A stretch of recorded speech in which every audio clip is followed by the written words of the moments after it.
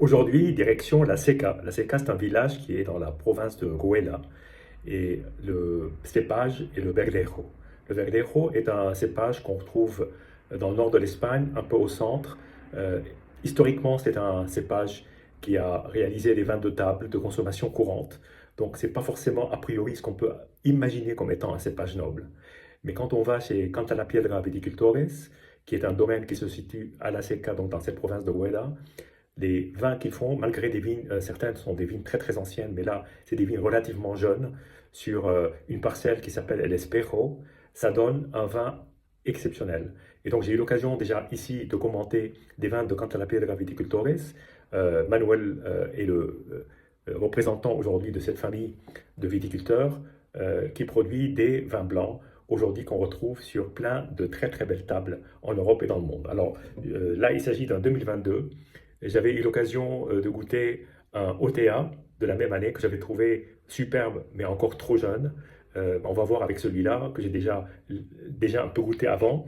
Euh, voilà, vous allez voir un peu ce qu'il en est parce que c'est quand même une sacrée expérience. Alors déjà, la couleur est une couleur assez dorée, une très très belle couleur, comme vous pouvez le voir.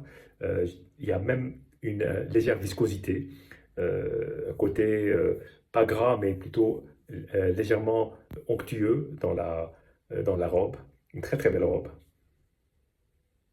Le nez est très expressif, très expressif. Là, on a la sensation presque de euh, humer un morceau.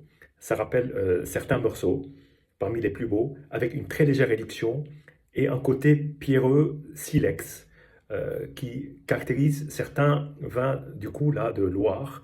C'est les anciens millésimes de Dagno. Il y a toute une coloration au niveau du nez qui est assez superbe. Alors, l'attaque est d'une assez belle puissance. Il y a énormément de matière dans ce vin, énormément de matière. Il y a ce côté pierreux silex qui ressort. C'est un vin évidemment sec, mais c'est un vin qui a une toute petite touche de douceur, sans le gras qu'on peut trouver dans les morceaux. Mais ça rappelle quand même les morceaux. Je trouve que même en bouche, on pourrait imaginer qu'un amateur de morceaux puisse aimer ce type de vin, enfin de grands morceaux, j'entends évidemment de grandes maisons, mais il y a surtout une énorme volupté en bouche et une merveilleuse finale qui est d'une douceur. C'est un vin absolument superbe. Je pense qu'il a un potentiel immense. Il peut encore vieillir sur 10-20 ans, mais déjà, à présent, il est superbe. Voilà. Je vous dis santé et à bientôt.